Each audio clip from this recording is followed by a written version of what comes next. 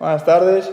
La verdad que muy bien. El equipo tiene un nivel espectacular, los entrenamientos muy exigentes y la verdad que todos los jugadores dan la talla.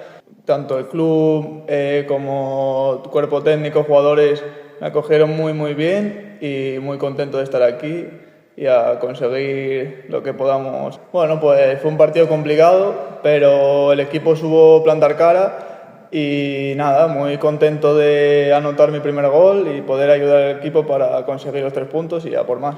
Pues nada, no cambia mucho después del empate de la semana pasada, siempre con la misma intensidad y mismas ganas que todas las semanas.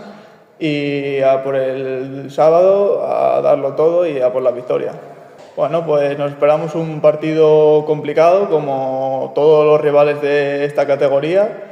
Un rival fuerte y nada, a plantar cara como llevamos haciendo estos 2 partidos, aquí con nuestra afición y a darlo todo para traernos la victoria a casa.